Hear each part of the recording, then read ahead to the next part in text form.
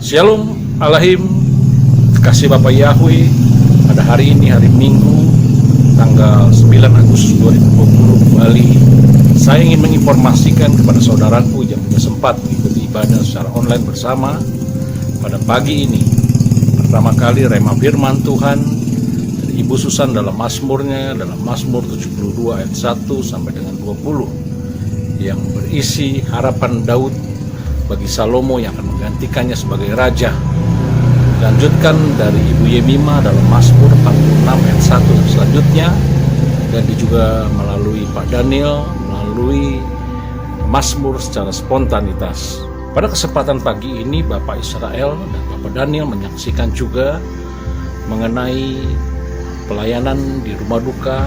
Selain kita melayani dan memberikan penghiburan bagi yang ditinggalkan daripada keluarga Bapak Israel, itu ipar daripada Bapak Israel, tetapi di situ juga ada seseorang yang dimenangkan kembali, di mana dia sudah meninggalkan Tuhan dan dalam keadaan sakit. Dan pada kesempatan di hari itu, pagi hari sebelum pelepasan, kita sempat berdoa dan membuat Bapak ini kembali boleh menerima Tuhan sebagai juru selamat dalam pribadinya, dan dia sudah diangkat daripada penderitaan sakit penyakitnya juga.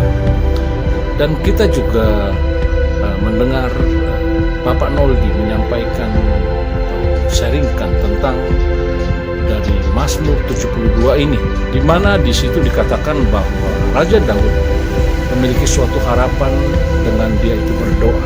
Jadi pentingnya tentang berdoa bagi setiap kita orang-orang yang percaya.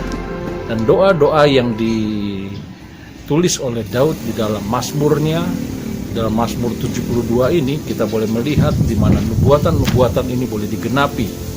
Memang Daud berdoa untuk anaknya, Raja Salomo, yang akan menggantikan dia sebagai raja, supaya dia boleh menjadi raja yang adil dan raja yang ada dalam kebenaran, dan dapat memberikan damai sejahtera, dan juga dapat menuntaskan kejahatan, dan juga boleh membebaskan orang-orang tertindas dan orang-orang yang miskin.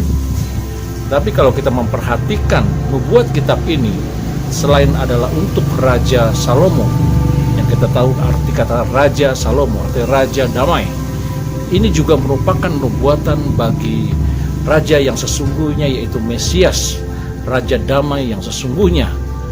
Dan kalau kita memperhatikan dari beberapa ayat di dalam Mazmur 72 ini, ayat 12 dikatakan bahwa sebab ia akan menyelamatkan orang miskin yang berseru kepadanya, dan orang-orang yang lemah yang tiada penolongnya. Ayat 13 dikatakan ia mengasihi orang-orang yang miskin dan sengsara, dan dia menyelamatkan jiwa-jiwa orang yang miskin. Dalam ayat yang ke-14 dikatakan dia akan menebus nyawa mereka dari penindasan dan kekejaman daripada dunia ini, dan darah mereka berharga di matanya. Dan hal ini kalau kita lihat dan kita perhatikan, sangatlah cocok dengan apa yang dikatakan bahwa nubuatan ini juga untuk Raja Mesias sesungguhnya, bahwa dialah yang akan menyelamatkan dan dialah yang akan menebus, dan dia tidak memandang hina kita. Di dalam Yesaya 43 ayat yang keempat dikatakan bahwa sungguh kau berharga di mataku dan mulia di dalam pandanganku. Sama seperti apa yang dikatakan dalam ayat yang ke-14 bahwa dikatakan dia yang menebus nyawa kita, dan dia tidak memandang hina kita. Di matanya kita ini adalah orang-orang yang berharga. Di dalam Mazmur 46 ayat 1 dan selanjutnya dikatakan bahwa Elohim adalah tempat perlindungan dan kekuatan bagi kita, dan sebagai penolong di dalam kesesakan sangatlah terbukti. Dan kita harus menyadari bahwa banyak hal yang telah kita alami, banyak permasalahan, pergumulan di dalam kehidupan kita, dan kita bisa melewati hal itu satu persatu. Kita harus menyadari bahwa itulah pertolongan Tuhan bagi kita, karena dia yang telah kita jadikan sebagai kekuatan. Dia adalah tempat kota benteng kita. Dikatakan bahwa kota Elohim adalah kediaman yang maha tinggi, disukakan oleh aliran-aliran sebuah sungai. Dan kota itu tidak akan goncang. Dan siapa yang berada di dalam kota itu, siapa yang berlindung di dalam kota itu, mereka akan tinggal tenang. Katakan, maka kita tidak perlu takut akan apapun juga, karena kita ada dalam perlindungan di dalam kota Elohim yang tidak tergoyahkan. Dan dikatakan bahwa di tempat itu ada aliran-aliran sebuah sungai yang membuat orang bisa bersuka cita, bergembira, orang-orang dipuaskan. Aliran sungai itu adalah pergerakan-pergerakan roh yang ada di dalam kehidupan kita. Bagaimana kita berjalan di dalam kekuatan kuasa Roh Kudus, maka akan timbul sukacita selalu di dalam kehidupan kita. Dan hal ini juga sangat sesuai dengan apa yang dimazmurkan oleh Bapak Daniel secara spontan. Disebutkan bahwa Bapa Yahweh sajalah yang harus kita andalkan, karena dialah yang berkuasa dan berdaulat atas alam semesta ini.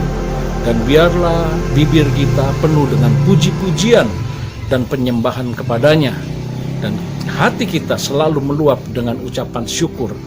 Dengan demikian Bapa Yahweh dapat bekerja sepenuhnya di dalam setiap pribadi kita dan di dalam setiap keluarga kita. Dan juga biarlah setiap kita dapat menikmati Bapa Yahweh yang penuh dengan belas kasihan, penuh dengan kasih setia. Demikianlah, Tuhan Yesus memberkati.